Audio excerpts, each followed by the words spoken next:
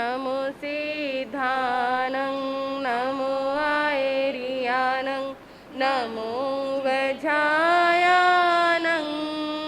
नमो लोये सव साहुनं एसो पंच नमोकारो सवे पावपनासनो मंगलानं सवे सिंह पढ़ मंहावाई मंगलम मंगलानं च सवे सिंह पढ़ मंहावाई मंगलम।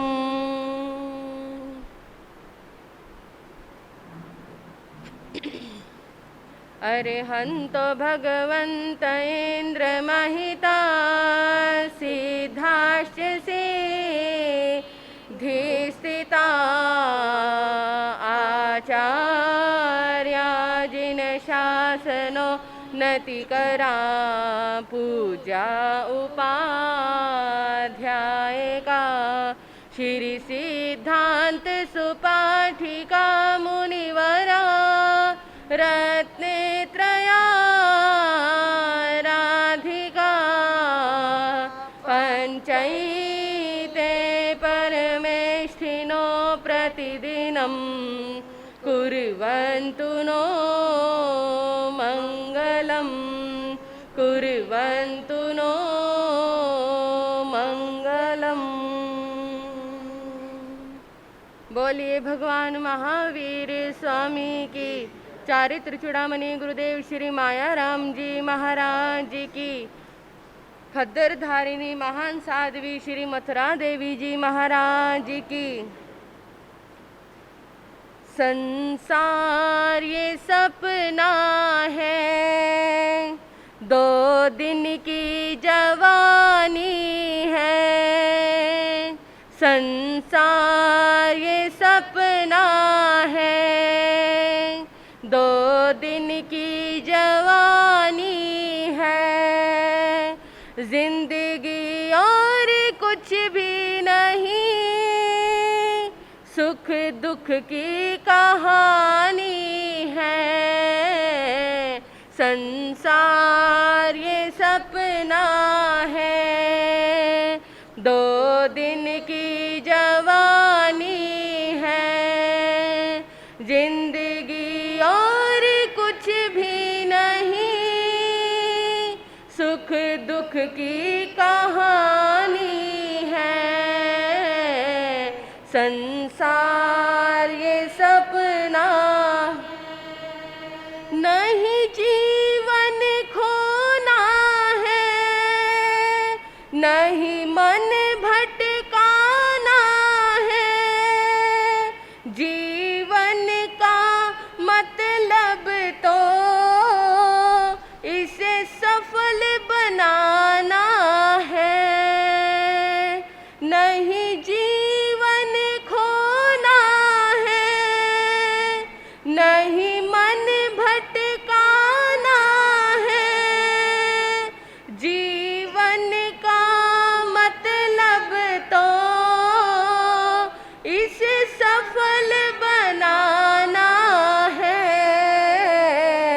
2 पल के जीवन में अमृत को पाना है।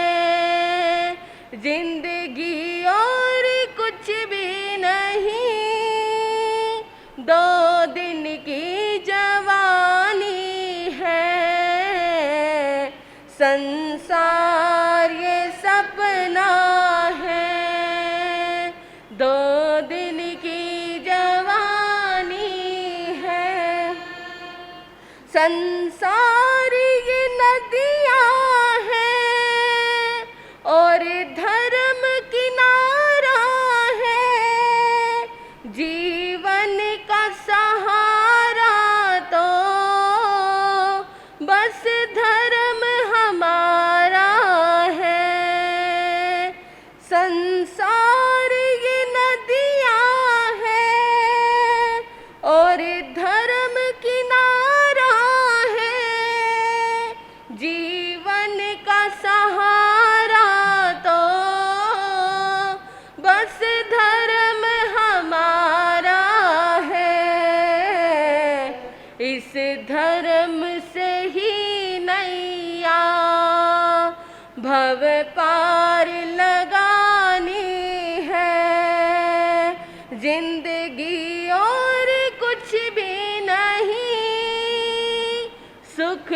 दुख की कहानी है,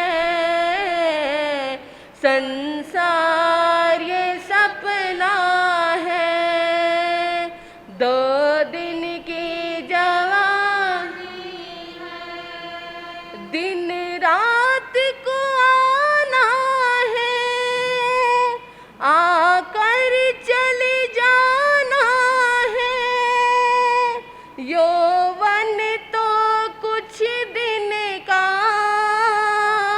आकर मिट जाना है, दिन रात को आना है, आकर चले जाना है, यौवन तो कुछ दिन का, आकर मिट जाना है, यहाँ नेकियां रह जाती निशानी है, जिंदगी और कुछ भी नहीं, 2 दिन की कहानी है, संसार ये सपनों, जीवन को बदल दे जो, सत्कर्म कमा जाओ, बस मरने से पहले भी कुछ धर्म कमा जाओ, जीवन को बदल दे जो, सत्कर्म कमा जाओ, बस मरने से पहले भी कुछ धर्म कमा जाओ, कहते हैं जमाने की हर चीज तो फानी है, जिंदगी और कुछ भी नहीं, सुख दुख की कहानी है, संसार ये सपना है, 2 दिन की जवानी है, जिंदगी और कुछ भी नहीं, सुख दुख की कहानी है, सुख दुख की कहानी है, सुख दुख की कहानी है। त्रिशूलानंदनं प्रभु परमेश्वरं, त्रिशूलानंदनं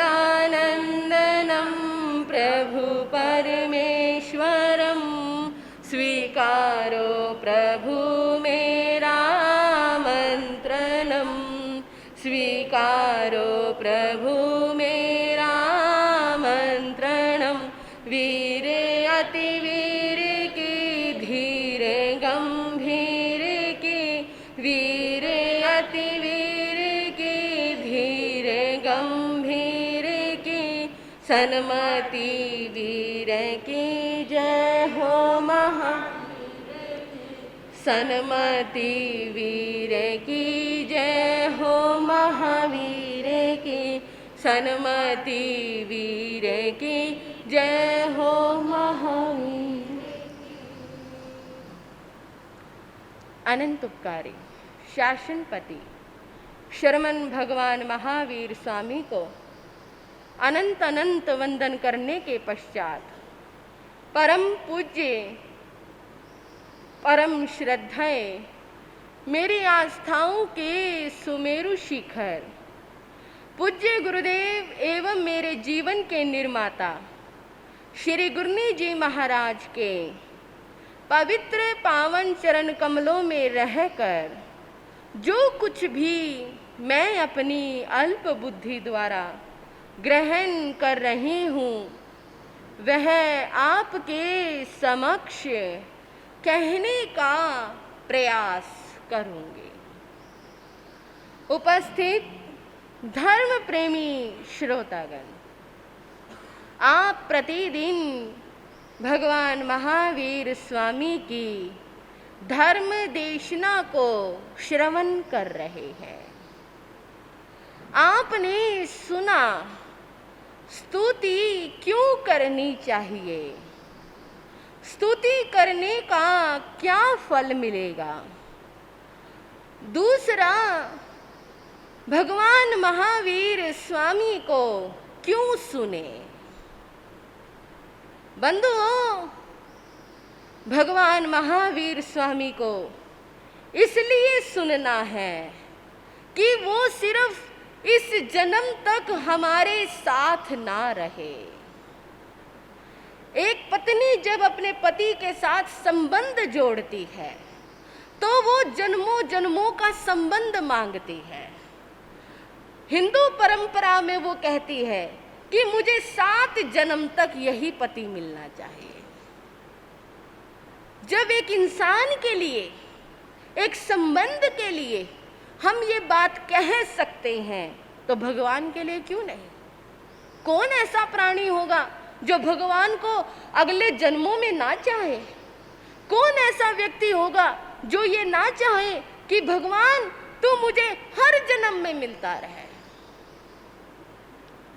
बड़े सौभाग्यशाली होते हैं वो जिन्हें इस जन्म में तो सहजता से भगवान प्राप्त हुए, अगले जन्मों में भी भगवान महावीर की वाणी, गुरुओं का सानिध्य प्राप्त होगा। और बंधुओं, याद रखना, अगर प्राप्त हो गया तो कुछ ही जन्मों के बाद मुक्ति निश्चित हो जाएगी। ये आत्मा कभी ना कभी तो जागेगी, ये आत्मा कभी ना कभी तो सम्यक्त्व को प्राप्त करेगी, कभी ना कभी तो मोक्ष को पाने के उपाय करेगी, उसके पाने के लिए काम करेगी। आज हम चर्चा करते हैं वीर स्तुति का जन्म कैसे हुआ। बंधुओं, जम्बू स्वामी जी की दीक्षा हो चुके थे। दीक्षा के पश्चात जम्बू स्वामी गोचरी के लिए नगर में जाते थे। जिस नगर में वो गोचरी के लिए गए, उस नगर के लोग जम्बू स्वामी को देखकर आश्चर्यचकित हो गए। पूछने लगे, कौन हैं आप? पूछ लेते हैं। हो सकता है कुछ ऐसे अनजान लोग होंगे जिन्होंने जैन संतों को पहली बार देखा, या उसमें से कुछ ऐसे भी लोग होंगे जिन्होंने जैन संतों को देखा तो होगा, जो कई संतों को देख रहे होंगे, क्योंकि उस समय महात्मा बुद्ध और भगवान महावीर का समय एक ही था। तो लोगों में बड़ी कंफ्यूजन रहती थी कि ये जो मुनि है ये जैन मुनि है या बौद्ध भिक्षु है। ऐसे भी हो सकता होगा। कई बार आज जैन धर्म का इतना प्रचार प्रसार है तो लोग हमको देखकर कंफ्यूज हो जाते हैं। गांव में जाओ तो पूछने लग जाते हैं, डॉक्टर है, नन है, कोई हमें ओम शांति वाले ब्रह्म कुमारी बता देता है, कोई कुछ बता देता है, कोई कुछ बता देता है। जबकि आज जैन धर्म का इतना प्रचार प्रसार है। तो ये उस समय की बात थी जब तो सोशल मीडिया भी नहीं होता था।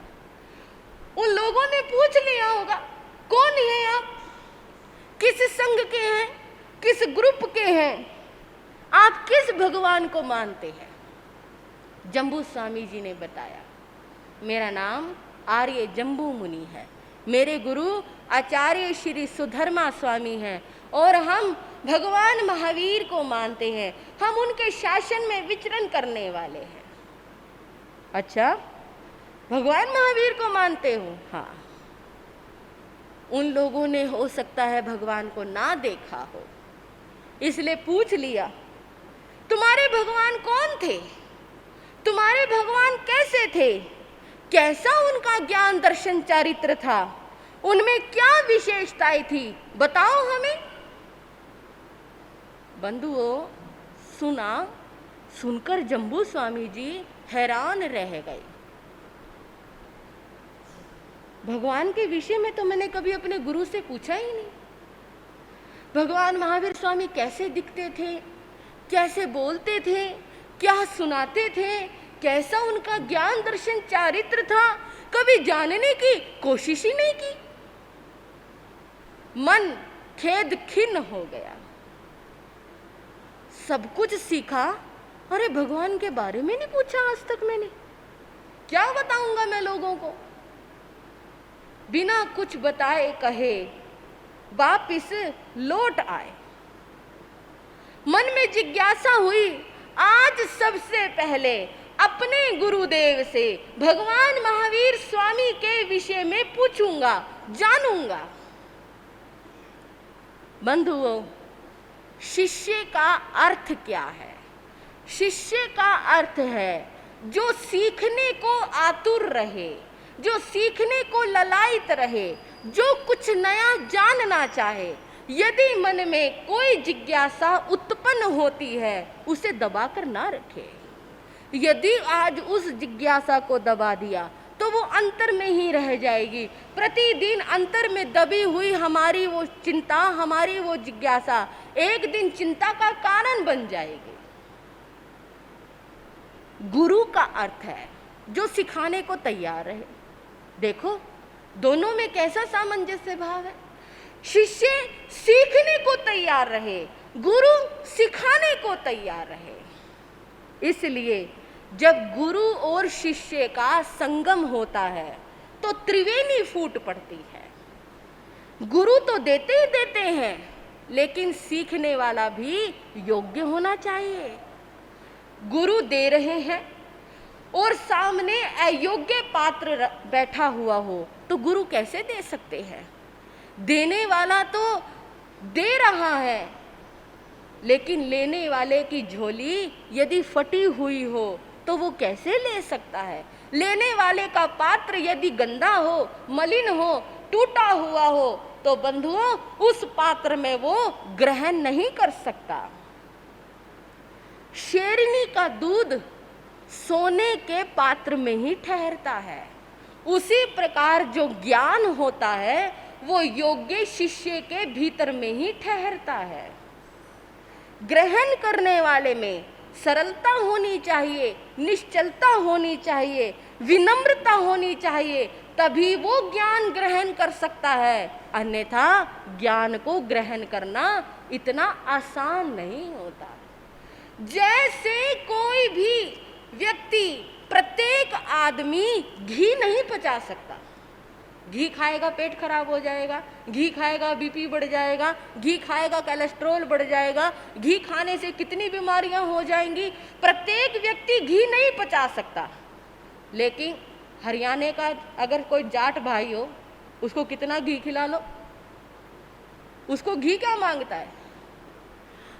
आप लोग तो दूध नहीं पचा सकते।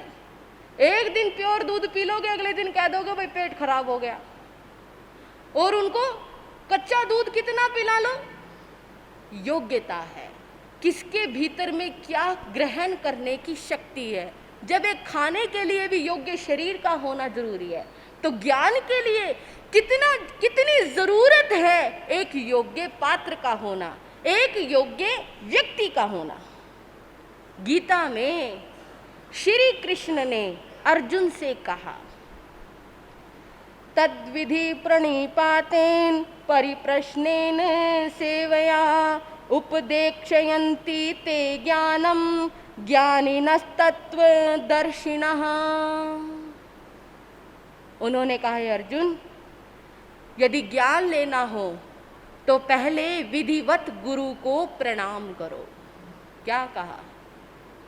यदि ज्ञान लेना हो तो पहले विधिवत गुरु को प्रणाम करो, उनकी सेवा करो, फिर निष्कपट भाव से बिना छल के अपना प्रश्न गुरु के समक्ष रखो। तब ज्ञानी गुरु तुम्हें उपदेश देंगे, तब वो उपदेश तुम्हारे भीतर में ठहरेगा। जब साधु साध्वी प्रवचन में आते हैं, आप पहले क्या करते हो? हाँ जी, क्या करते हो? वंदना करते हो ना? क्यों करते हो? ये कोई परंपरा नहीं है। जिस परंपरा का आप वहन कर रहे हो, जिस परंपरा को आप निभा रहे हो, हाँ भाई गुरु आए हैं, चलो भाई वंदना करनी है, नहीं। ये गीता में जो बात कही है, पहले ज्ञान लेने से पहले गुरु को विधिवत वंदना करो। जो लोग प्रवचन में बाद में आते हैं, बीच में आते हैं, मैं उनसे भी कहना चाहूंगी वो भी पहले गुरु को वंदना करें, तत्पश्चात प्रवचन में बैठे। यदि आप बिना वंदना किए प्रवचन में बैठते हो, गुरुओं से ज्ञान लेते हो, तो वो ज्ञान लंबे समय तक आपके भीतर ठहर नहीं सकता। तभी तो भूल जाते हो, तभी तो भूल जाते हैं। आज सुनाया, कल भूल गए, पूछा क्या सुनाया था, कहने लगे जी भूल गए, हमको तो याद ही नहीं क्या सुनाया। एक कहानी एक चतुर्मास में 10 बार सुना दो, याद ही नहीं रहेगी क्या सुनाया था। क्योंकि यदि हमारे अंदर विनय का भाव नहीं है तो ज्ञान ठहर नहीं सकता। और महाप्रभु महावीर तो यहाँ तक कह रहे हैं कि ऐसा व्यक्ति ज्ञान का चोर हो जाता है। क्या कहा भगवान ने? ज्ञान का चोर हो जाता है। जब राजा परदेसी ज्ञान लेने के लिए गए थे केशी शर्मन आचार्य के पास, राजा परदेसी ने वंदना नहीं की, क्योंकि वो धर्म को मानते नहीं थे, गुरु को मानते नहीं थे। खड़े हो गए सीधा तनकर, कहने लगे मैं कुछ पूछना चाहता हूं। केशी शर्मन आचार्य कहने लगे आप चोर हैं? चोर? अरे तुम्हें मैं राजा हूं, तुम्हें मैं दिखाई नहीं देता, मैं चोर कैसे हो सकता हूं? यदि कोई तुम्हारे पास आए, तुम्हारे को वंदना नमस्कार करके तुम्हारे सामने खड़ा हो जाए, तो तुम उसको क्या दंड दोगे? मैं उसको भयंकर दंड दूंगा। जो व्यक्ति मेरे आगे नहीं झुकेगा मैं उसको दंड दूंगा। तो यदि तुम मेरे पास ज्ञान लेने के लिए आए हो, उस अपेक्षा से मैं तुम्हारा गुरु हूं, और यदि तुम गुरुओं के आगे नतमस्तक नहीं होते, ज्ञान लेते समय नहीं झुकते, तो तुम ज्ञान के चोर बन जाते हो। तो मैंने तुम्हारे को सही तो कहा कि क्या तुम चोर हो? तुम तो एक राजा हो, तुम एक क्षत्रिय हो, तो तुम्हें ये व्यवहार आना चाहिए। गुरु के पास ज्ञान लेने के लिए जाओ तो हाथ स्वयं जुड़ जाने चाहिए। गुरु जी महाराज एक प्रसंग सुनाया करते हैं। एक लड़के की शादी हुई, उसकी माँ नहीं थी, पिता भी नहीं थे। नई नई बहू आ गई, पढ़ी लिखी थी, घर के कामों से निकली नहीं हुई थी, क्योंकि सारी जिंदगी तो पढ़ाई में निकल गई। घर के काम कब सीखे? आजकल की लड़कियों का भी यही हाल हो रहा है। पढ़ ले, बस पढ़ ले, खाना मैं अपने आप बना लूंगी, कपड़े मैं अपने आप धो लूंगी, बर्तनों का काम मैं अपने आप कर लूंगी, तू बस पढ़ ले, तू बस डिग्री ले ले, MBA कर ले, MCA कर ले, तू PhD कर ले, तू ये कर ले। ससुराल में जाकर डिग्रियां नहीं खानी, ससुराल में जाकर तो दाल रोटी खानी है, कम से कम वो तो बनाना सिखा दो। इतने बुरे हालात हैं। एक लड़की यहीं पंजाब से पढ़ लिख कर उसके सरकारी व्यक्ति के साथ शादी हो गई। वो दर्शन करने आई। गुरु जी ने पूछा खाना बनाना आता है? कहते ना जी, पढ़ते पढ़ते शादी हो गई थी, खाना तो बनाना नहीं आता। फिर तुम ऐसे अकेली रहती हो, सास ससुर भी नहीं है तुम्हारे साथ, फिर क्या करती हो? कहने लगे जी आधा खाना मैं बना लेती हूँ, आधा खाना ये बना लेते हैं। ये बना लेते मतलब भैया को खाना बनाना आता है, बस जी काम चला लेते हैं। मुझे तो आटा भी गूंथना नहीं आता था। जब मैंने पहली बार आटा गूंथना सीखा तो मैं अपनी मम्मी को वीडियो कॉल कर लेती हूँ, वो वहीं से गूंथना सिखा देती है। कभी पानी ज़्यादा डल जाता है तो कभी आटा ज़्यादा डल जाता है। कितने दिन जोमेटो का खाना खाओगे, कितने दिन स्विगी का खाना खाओगे? और हालात यहाँ तक आ जाएंगे, फिर ये शरीर बीमार पड़ेगा। पहले बाहर का खाना खाने पर पैसा खर्च करो, फिर उस खाने को पचाने के लिए पैसा खर्च करो, फिर उस खाने से जो बीमारियां हो जाएं उस पर पैसा खर्च करो। यूं होते हैं हमारे नाजायज खर्चे। अब वो लड़की की शादी हुई, वो लड़की घर में आ गई, सास ससुर थे नहीं, खाना बनाना कुछ आता था नहीं। पति ने कहा देखो तुम्हें खाना बनाना आता है? हाँ हाँ आता है ना। अच्छा देखो यहाँ पड़ोस में ना एक माता जी रहती है, बचपन से ही उनका मेरे प्रति बहुत स्नेह भाव है। उन्होंने मुझे बड़े प्यार से पाला पोसा बड़ा किया। मुझे जब भी कोई ज़रूरत होती है मैं उन्हीं के पास जाता हूँ। तुम्हें जरा सी भी परेशानी हो, कुछ बनाना हो, कुछ पूछना हो ना, माता जी के पास चली जाना। माता जी से मिलवा भी दिया। माता जी आपके बहू है, थोड़ा ध्यान रखना, इसको आशीर्वाद देते रहना। अच्छा बेटा कोई बात नहीं। बंधुओं, जब भी पति कहकर जाता आज ये सब्जी बना लेना, अच्छा ठीक है बना लूँगी, कभी यूँ नहीं कहती नहीं आता। जाती माता जी के पास, माता जी आज आपका बेटा ना ये कह के गया था ये सब्जी बना लेना। अच्छा बेटी कोई बात नहीं, इसको ऐसे कर लेना, ऐसे कर लेना, सब्जी बनकर तैयार हो जाएगी। जब पूरी रेसिपी पूछाती, बनाने का तरीका पूछाती, और चलते चलते माता जी ने कहा ठीक है बेटी ध्यान रखना, ये तो मुझे आता था, ये तो मुझे आता था, इसमें कौन सी नई बात है, ये तो मैं जानती ही थी। अच्छा वापिस आकर खाना बनाकर तैयार कर देते। एक दिन हुआ, 2 दिन हुए, 3 दिन हुए, जब भी कोई आइटम बनानी होती माता जी से पूछती, और जब माता जी से चलने लगती तो कह देती ये तो मैं जानती थी, इसमें तो कोई नई बात है ही नहीं।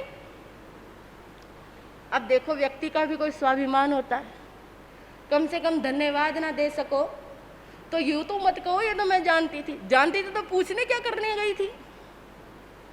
माता जी को बड़ा बुरा लगा। 1 दिन देखा, 2 दिन देखा, ये का मतलब रोज की रोज पूछ भी जाती है और रोज की रोज ये जवाब भी दे जाती है। कहाँ तो धन्यवाद देना। अच्छा माता जी आपका बहुत बहुत धन्यवाद। एक दिन उसके पति ने कहा शाम को मेरे मित्र खाना खाने आएंगे, क्योंकि शादी के बाद सभी मित्रों ने कहा भाई हम तेरे घर खाना खाएंगे तो खाना ढंग से बना कर रख लेना। क्या बनाना है? पति ने बता दिया ये बना लेना, और हाँ साथ में खीर जरूर बना लेना। खीर? हाँ हाँ खीर आती होगी बनानी। हाँ जी बहनों आती है। हाँ आप लोगों को तो आती होगी, कोई छोटे बच्चे नहीं बैठे, नहीं तो उनसे पूछ लेती। बंधु हाँ आती मुझे बनानी आती, मैं बना लूंगी, कह दिया उसने। पति तो चला गया। गई माता जी के पास, माता जी आपका बेटा कह रहा था शाम को दोस्त आएंगे खाने पर और खीर के लिए कहकर गया, बाकी तो खाना मैं बना लूंगी, ये खीर कैसे बनती है? माता जी ने सोचा अगर आज इसको सबक नहीं सिखाया ना इसका रोज का काम हो जाएगा ये। माता जी ने कहा बेटा ऐसे ऐसे देखो, मुझे बनानी नहीं आती, मैं तो बस थोड़ा सा बता रही हूँ, चावल दूध मीठा ये ले लेना वो ले लेना, हमने तो आज तक बनी बनाई खाई है, बनाई थोड़ी है। सब काम कर लेना, खीर बनकर तैयार हो जाएगी, ऐसे उबालना, ऐसे करना, ये करना वो करना, सारा बताया माता जी ने।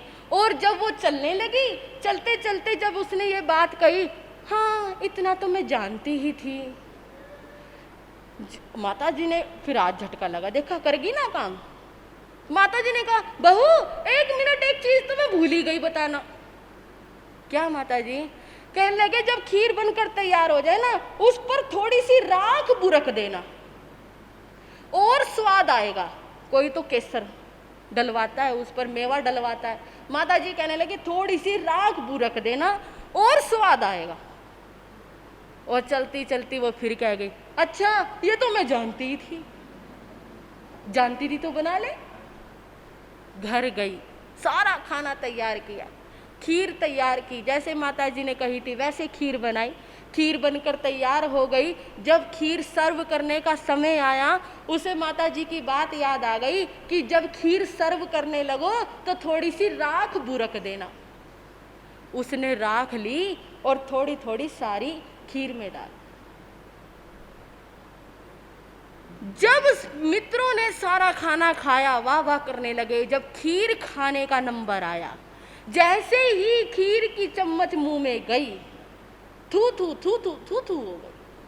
अरे ये क्या, इसमें तो इतनी मिट्टी पड़ी है, कंकर पड़े हैं, ये कैसे खीर बनाई है? उसका पति हैरान हो गया, अंदर गया, अपनी पत्नी से कहने लगा, ये क्या खाना बनाया तूने, क्या कर दिया खीर में तूने, इतनी मिट्टी पड़ी है, देखना कैसे कैसे खाना बनाती है तू, इसमें मेरी क्या गलती है?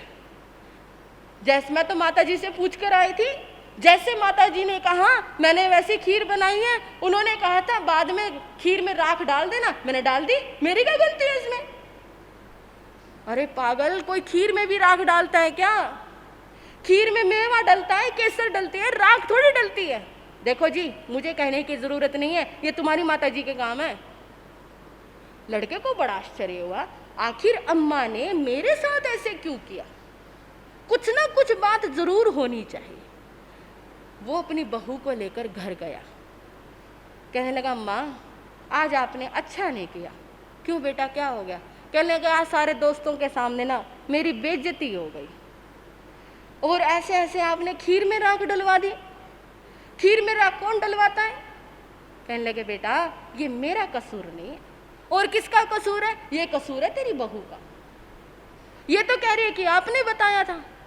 माता जी ने सारी बात बताई, जब भी आती है पूछ जाती है, बाद में कहती है तो मैं जानती ही थी, ये तो मैं जानती ही थी। तो बेटा मैंने परीक्षा करने के लिए इसको जब खीर बताई कैसे बनानी है, तब भी कह गई ये तो मैं जानती थी। तो मैंने कहा ठीक है, उस पर राख और डाल देना। इसने कहा ठीक है, ये तो मैं जानती थी। तो बेटा अब बताओ इसमें मेरी क्या गलती है? हर बार यूं कह जाती है ये तो मैं जानती थी। पति ने अपनी पत्नी को देखा और कहा, तुम कितनी कृतज्ञ हो। एक तो माता जी तुम्हारे को काम बताती हैं कि किस काम को कैसा करना है, कहाँ तो आभार व्यक्त करना चाहिए, कहाँ तो विनय भाव होना चाहिए तुम्हारे भीतर में, और कहाँ तुम इस प्रकार माता जी को क्या कर जाती हो, अच्छा नहीं करती। माता जी ने बिल्कुल सही किया तुम्हारे साथ जो किया। बंधुओं, क्या कह रहे हैं कृष्ण महाराज कि पहले गुरुओं को नमस्कार करो, जिससे ज्ञान लेने जाओ, चाहे थोड़ा सा भी ज्ञान हो, किसी भी चीज का ज्ञान हो, किसी भी व्यक्ति से लेने जा रहे हो, पहले उनको नमस्कार करना चाहिए, फिर उनकी सेवा करनी चाहिए, आभार व्यक्त करना चाहिए, फिर उनके पास अपना प्रश्न रखना चाहिए। उसके पश्चात सामने वाला जो ज्ञान देता है वो तुम्हारे भीतर में ठहर जाता है। ये है ज्ञान देने का तरीका और ज्ञान लेने का तरीका। गौतम स्वामी भगवान महावीर के ज्येष्ठ शिष्य, जब जब विनय की बात चलती है गौतम स्वामी जी का नाम जरूर आता है। उन जैसा विनयशील शायद ही कोई हो। जितने प्रश्न उन्होंने भगवान महावीर से किए, सभी में विनय का भाव था, और उस विनय के कारण आज जितना भी ज्ञान हमारे पास है, ये उन गौतम स्वामी जी की ही कृपा है।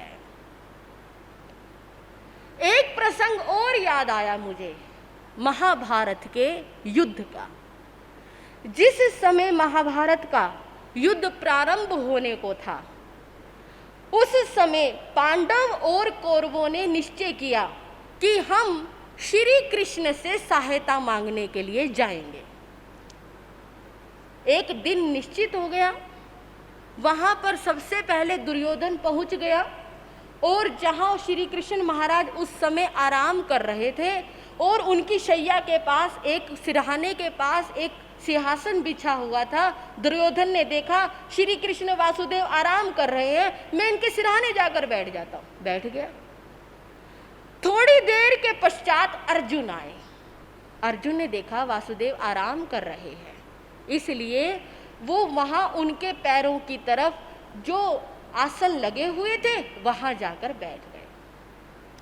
कुछ देर के पश्चात श्री कृष्ण महाराज की नींद खुली। अब इंसान उठते ही सबसे पहले किसको देखेगा? जो पैरों की तरफ बैठा हुआ होगा। जो सिरहाने की तरफ होगा वो नहीं दिखाई देगा। जो पैरों की तरफ बैठा हुआ होगा, उठते ही इंसान सबसे पहले उसको देखेगा। श्री कृष्ण महाराज भी जैसे उठे, उनकी दृष्टि अर्जुन पर पड़ी। अरे अर्जुन, तुम कब आए? बस अभी थोड़ी सी देर पहले। पीछे से दुर्योधन कहने लगा, वासुदेव मैं भी यहीं पर बैठा हूं। पीछे देखा, अच्छा दुर्योधन तुम भी आए हुए हो, तुम कब आए? मैं अर्जुन से पहले आया था। किस लिए आए आज तुम?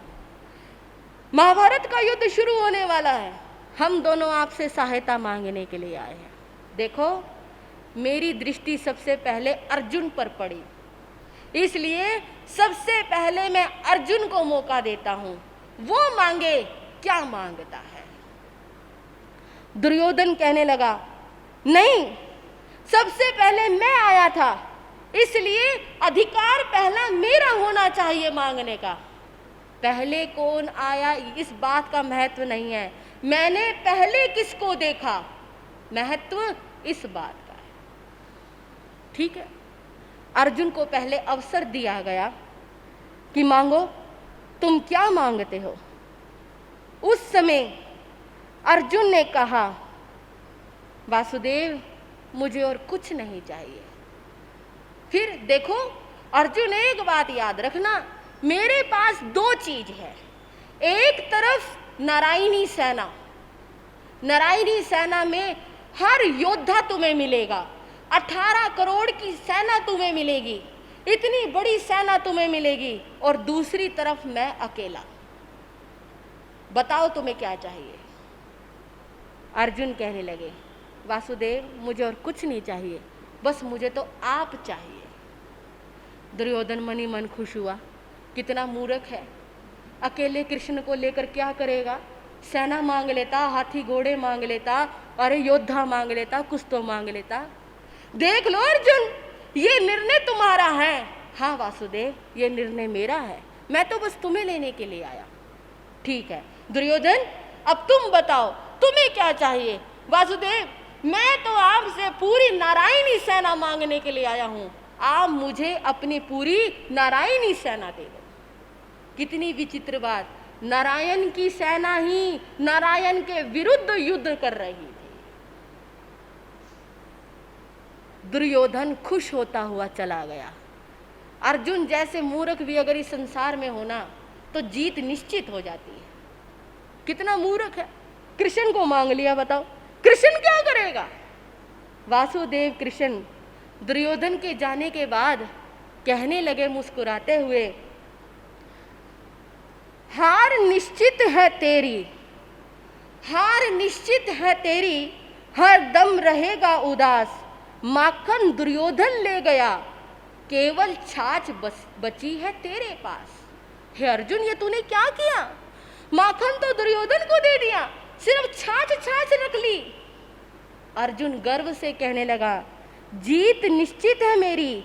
हे प्रभु, जीत निश्चित है मेरी, मैं हो नहीं सकता उदास।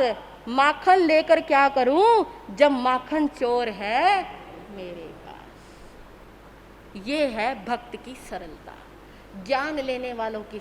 मैं कह रही हूं आपसे, लेने वाला चाहिए, देने वाले तो देने के लिए तैयार बैठे हैं। मैं आपको देना चाहती हूँ, भगवान महावीर को देना चाहती हूँ, एक ऐसा आधार स्तंभ देना चाहती हूँ जो इस लोक में नहीं पर लोक में भी आपके काम आने वाला है।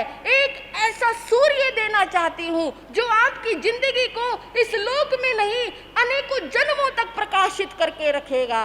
लेने वाला चाहिए, देने वालों की कमी नहीं है, लेने वाला चाहिए। लेने वालों के अंदर क्या क्या गुण होने चाहिए ये भी आपने सुना।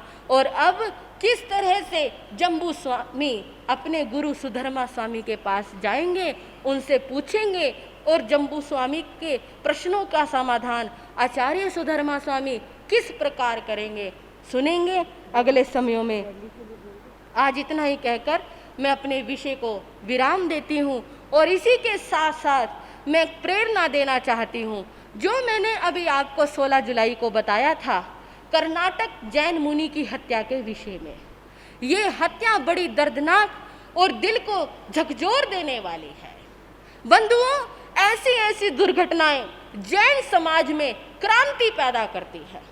और इस घटना के बाद दिगंबर और श्वेतांबर समाज में एक विशेष रूप से जागृति आई है, क्रांति आई है। और उसी क्रांति को देखते हुए उधर जैन समाज ने कल 20 जुलाई को भारत बंद का ऐलान भी किया हुआ है। उसके लिए सोशल मीडिया पर बहुत प्रचार प्रसार भी हो रहा है, लेकिन एक कमी हम जैनियों की रह जाती है। उस सोशल मीडिया का प्रचार प्रसार करने में हमारी खुद की कमी रह जाती है। अब आप देखिए, जब किसानों का आंदोलन चल रहा था तब आपने उनका कितना सहयोग दिया, हिंदू धर्म ने उनका कितना सहयोग दिया, अन्य धर्मों ने उनका कितना सहयोग दिया। जब जब देश में कोई बात आती है तब तब जैन समाज उन सब लोगों का साथ देता है, लेकिन जब जब जैन समाज पर बात आती है, क्या अन्य लोग आपका साथ देते हैं? नहीं देते। उसका कारण है वो आपका साथ इसलिए नहीं देते क्योंकि जैन ही जैन का साथ नहीं देते। हम क्या सोचते हैं, ये बात तो दिगंबरियों की है। दिगंबर मुनि थे, दिगंबर परंपरा के थे, उनके दिगंबर लोग जाने, उनके दिगंबर संत जाने, हमें क्या लेना?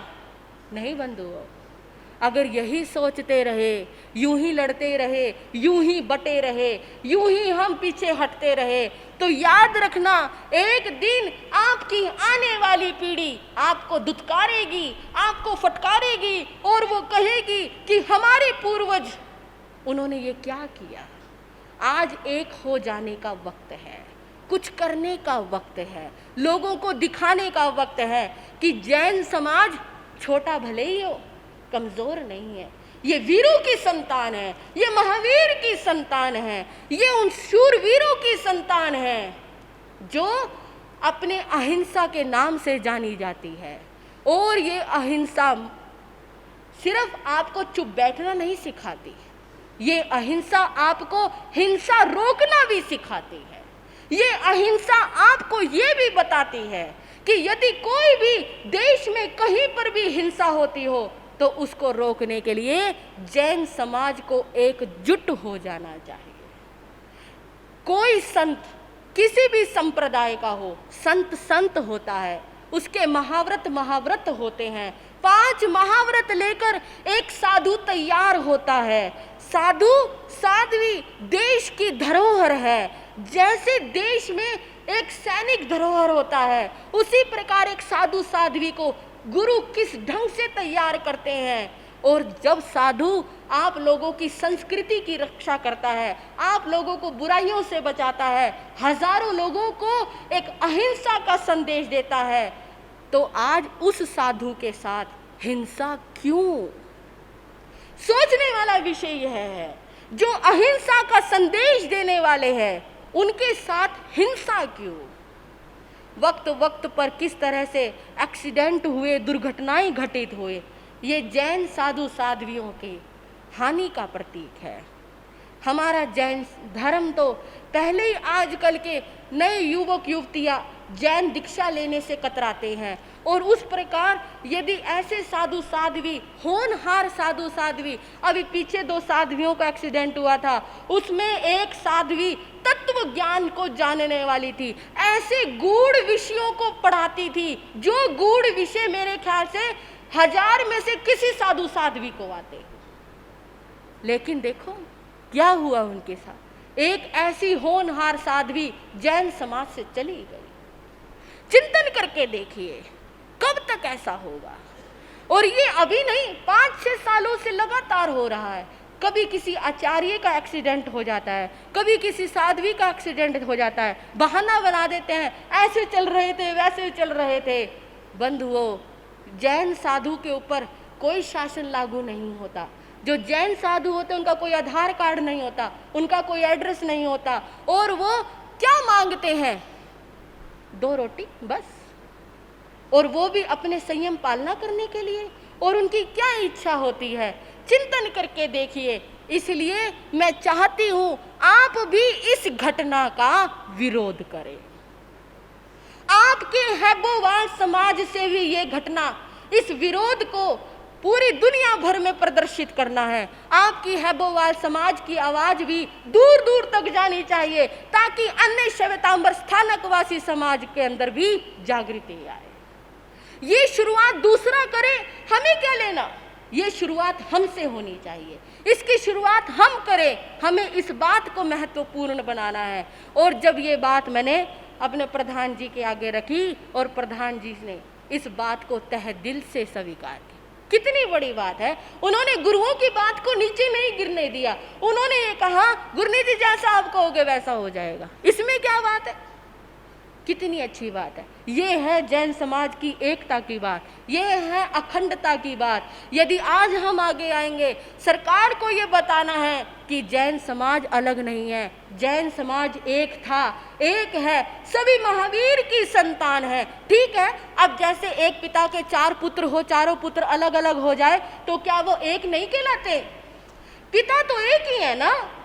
बेटे अलग अलग घरों में रहने लग गए तो क्या बात हो गई, संतान एक ही की कहलाएंगे, नाम उसी पिता का चलेगा। ऐसी हमारी चारों संप्रदाय है, लेकिन हमारे पिता महाप्रभु महावीर ही है। हम उन्हीं की संतान है, उन्हीं के आदेशों का पालन करते हैं, उन्हीं की वाणी को सुना सकते हैं। हमारे में मतभेद हो सकते हैं, मनभेद नहीं है। इसी बात को आगे रखकर मैं प्रधान से, अन्य कार्यकारिणी के समस्त सदस्यों से कहना चाहूंगी, कल 20 जुलाई जहां भारत बंद का ऐलान है, भले आप बंद ना करें, लेकिन एक विरोध, एक प्रदर्शन जरूर होना चाहिए, जिसकी आवाज समस्त जैन समाज में जाए और समस्त जैन समाज में जागृति आए और एकता, अखंडता का परिचय मिले। ये बात आप सभी इस बात पर विचार विमर्श करें और जैसा करना है इस बात को विचार पूर्वक, विवेक पूर्वक करके, सभी सहमति बना करके इस कार्य को आगे से आगे बढ़ाने का प्रयास करें। और मैं युवा मंडल वालों का विशेष सहयोग चाहूँगी। इसमें हमारे चेयरमैन सुधीर जी आए हुए हैं क्या? नहीं आए।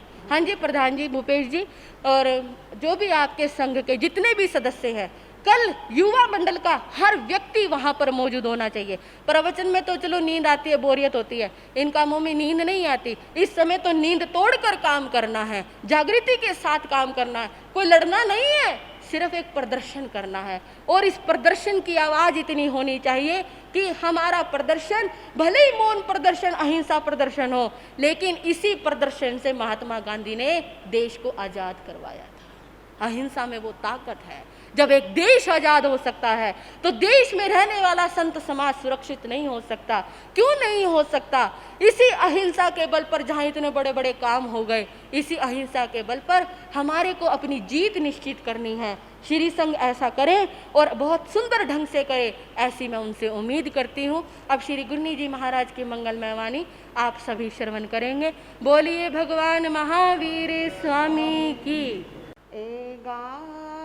संगम सुतथ धारा ये सब साहुए।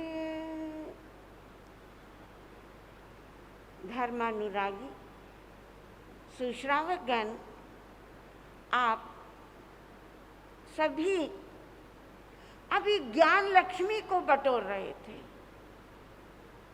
साध्वी शुभिता जी आपको सुना रहे थे कि ज्ञान कैसे लेना, ज्ञान कैसे देना। इसमें प्रभु महावीर का स्वर में जोड़ना चाहूंगी कि अगर आपके पेट में जो अन्न जा रहा है वो अन्न नीति की कमाई का, आपका धन प्रामाणिकता का हो, आपका धन शुद्ध कमाई का हो, ऐसी उस कमाई से बनाकर खाई गई रोटी आपके तन को, आपके मन को, आपके वचन को पवित्र रखेगी। आज के इस वातावरण में कोई व्यक्ति कह सकता है कि क्या आज नीति से कमाया जा सकता है? आज जिंदगी में अगर आटे में नमक ना डालो तो रोटी नहीं बनाई जा सकती। जब तक व्यापार में हेरा फेरी ना करो, व्यापार नहीं चलाया जा सकता। महाराज, कुछ बातें कथा कहानियों में तो बहुत अच्छी लगती हैं, लेकिन अगर उस चीज को प्रैक्टिकल लाइफ में देखा जाए तो बड़ा कठिन हो जाता है। लेकिन मैं आपको कोई कथा कहानी में नहीं, मैं आपको जीवन की उस प्रामाणिक घटना से जोड़ना चाहूंगी कि क्या ये प्रामाणिकता केवल गरीबों तक सीमित रहे, क्या ये अप्रामाणिकता कोई अमीर आदमी धड़ल्ले से करे, ऐसा नहीं है। ये प्रामाणिकता का धन अमीर के पास भी हो और गरीब के पास। हम और अमीर और गरीब में भेद रेखा कैसे खींचते हैं, जरा उस भेद रेखा को पार करके देखिए, अमीर कौन है और गरीब कौन है। नगर में एक कपड़े की दुकान पे बैठा हुआ मालिक इस बात की भेद रेखा को खींच रहा है, बता रहा है कि मेरी दुकान पर कैसे कैसे लोग आते हैं। एक सेठानी, बहुत बड़ा घर, उसके घर में उसके पुत्र का विवाह होने जा रहा था। वो उस दुकानदार के यहाँ पहुंची और दुकानदार से कहने लगी, भैया कोई हल्की सी साड़ी दिखाना। हल्की साड़ी से मतलब 500 रुपए की हो, और ज्यादा करे 700-800 की दिखा दो। साड़ियां दिखाते दिखाते दुकानदार ने पूछ लिया, किसको देनी है, क्या काम में लानी है। सेठानी कहने लगी, मेरे बेटे की शादी है और मेरे यहाँ काम करने वाली जो माई आती है बहुत दिन से कह रही है आपके बेटे की शादी होगी, बढ़िया सी साड़ी लूंगी। ओ, इन काम करने वालियों को बढ़िया से क्या लेना देना, कोई सामान्य सी हल्की सी साड़ी दिखा दो।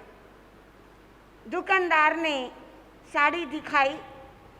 घर की मालकिन 500 रुपए की साड़ी ले जा रही है और उसके ऊपर जो प्राइस का लेबल लगा हुआ है वो लेबल हटा दिया। थोड़ी देर के बाद एक सामान्य से वस्त्रों को पहने हुए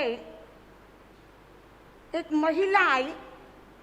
वो महिला भी उस साड़ी वाले की दुकान पर पहुंची और कहने लगी, अंकल जी कोई पार्टी वेयर साड़ी दिखाओ ना।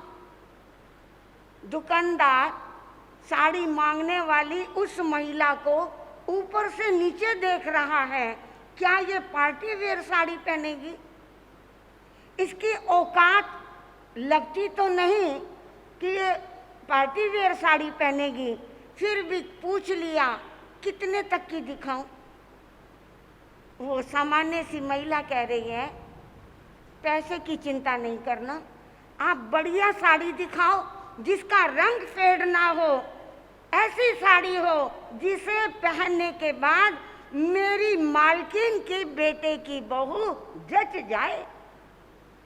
मतलब ऐसा है अंकल जी, जिस आंटी जी के यहाँ मैं काम करती हूँ उनके बेटे का विवाह है। उस विवाह के उत्सव पर मैं मालकिन के बेटे की बहू को अपनी तरफ से एक साड़ी गिफ्ट करना चाहती हूँ। हाँ जी। दुकानदार सुनकर हैरान है कि मालकिन कौन है और काम करने वाली बाई कौन है, अमीर कौन है और गरीब कौन है।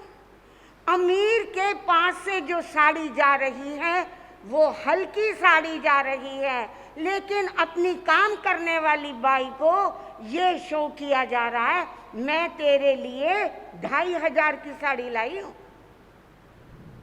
और काम करने वाली बाई साड़ी को मूल्य में नहीं बांध रही, वो कह रही है साड़ी ऐसी देना जिसे पहनकर मालकिन के बेटे की बहू जच जाए। पार्टी वेयर साड़ी देना, पैसे की चिंता मत करना। बंधुओं, कहने का तात्पर्य मेरा यह है कि ये प्रामाणिकता, ये ईमानदारी एक गरीब के पास भी हो सकती है, एक अमीर के पास भी हो सकती है, क्योंकि प्रभु महावीर का ये गुण, प्रभु महावीर का दिया हुआ ये संदेश जो अपनाए वही इस शासन में अमीर है। एक सज्जन बस स्टॉप पे उतरे, तांगे वाले को बुलाया और तांगे वाले से कहने लगे, मुझे मोहल्ले के उस जगह जाना है, बोलो क्या लोगे? साहब जी, वहां तक जाने का मैं 20 रुपया लूंगा। वो श्रावक तांगे वाले से मोल भाव करके दाम पूछकर वो तांगे में बैठ गया और तांगे में बैठे बैठे ना जाने क्या मन में विचार आया। तांगा आगे बढ़ा, थोड़ा और आगे बढ़ा, बढ़ते बढ़ते श्रावक का ध्यान गया एस जैन सभा, जैन स्थानक। तांगे वाले को कहा, तांगे वाले भैया तांगा यहीं रोक दो। बस बातचीत करते करते वो श्रावक तांगे से नीचे उतरा, अंदर गया, गुरु भगवंतों को वंदन किया, वस्त्र बदले और सामायिक लेकर बैठ गया। सामायिक का कुछ ही काल व्यतीत हुआ था, अचानक एक सिहरन, एक कंपन शरीर में दौड़ गई। श्रावक को याद आया, जब मैं घर से चला था मेरे हाथ में एक थैला था जिसमें 35,000 रुपया उसमें मौजूद था, लेकिन वो थैला मेरे साथ तब भी था जब मैं तांगे में था, लेकिन जब मैं तांगे से उतरा तो वो 35,000 रुपये का थैला मेरे से छूट गया। हाँ जी, शराब को क्या समाई खोल लेनी चाहिए? क्या हवड़ दबड़ मचा देनी चाहिए?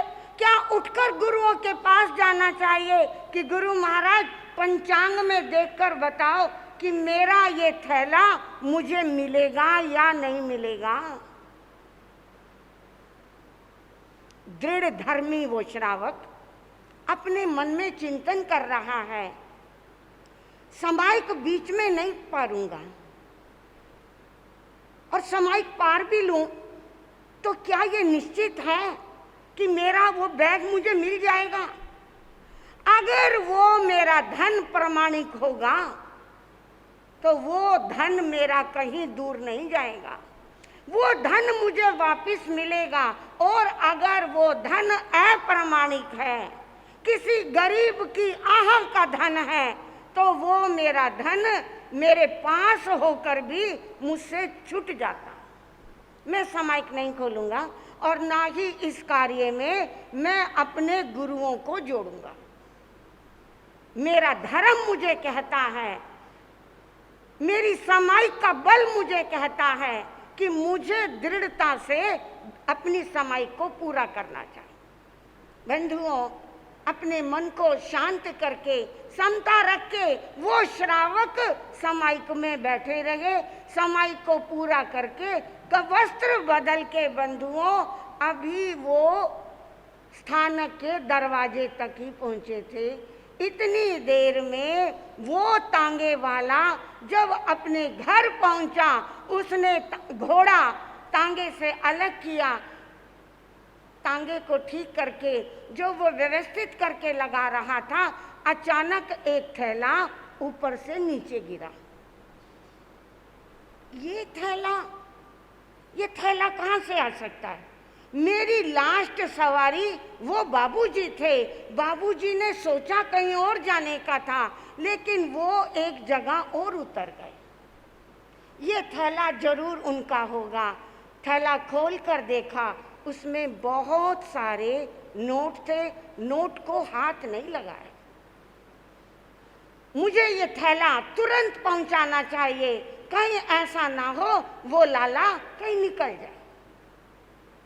घोड़े को दोबारा तांगे में जोड़ा और वो तांगे वाला घोड़े को दौड़ाता हुआ उसी स्थान पर पहुंच गया जहां उस सेठ को, जहां उस श्रावक को बीच में उतारा था।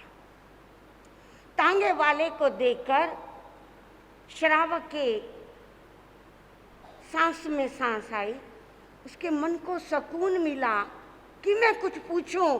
इससे पहले वो श्रावक तांगे वाले से कुछ पूछते, वो तांगे वाला उस थैले को लेकर उस श्रावक के पास गया। कहते बाबूजी ये थैला आपका है क्या? हाँ ये थैला मेरा है, ये थैला आपका मेरे तांगे में छूट गया था, मैंने आपके हाथ में देखा था, यही सोचकर मैं अपने तांगे को दौड़ाता हुआ यहाँ पर लेकर आया क्योंकि आप यहीं उतरे थे। उस थैले को पाकर उस श्रावक की श्रद्धा सामाई के प्रति, अपने धर्म के प्रति और प्रभु महावीर के वचनों के प्रति, अगर तुम्हारा धन प्रामाणिक है तो उस प्रामाणिक धन से कमाई हुई एक सुई भी अन्यथा गुम नहीं हो सकती। हमें प्रभु महावीर के वचनों पर श्रद्धा रखनी है, हमें अपनी कमाई शुद्ध रखनी है, प्रामाणिक रखनी है। प्रामाणिक धन से कमाई हुई रोटी, धन से हम केवल दाल रोटी तो खा सकते हैं, जरूरी नहीं कि हमारे यहाँ हर रोज खीर और हर रोज हलवे और पूरी बने। प्रामाणिक धन से अगर जो दाल रोटी भी खाई जा रही है वो भी खीर हलवे जैसा स्वाद दिया करती है। हमें प्रभु के वचनों पर आस्था रखनी है, दृढ़ श्रद्धा करनी है। जो ऐसी दृढ़ श्रद्धा करता है वही भव्य प्राणी इस लोक में और परलोक में आनंद का पात्र बनता चला जाता है।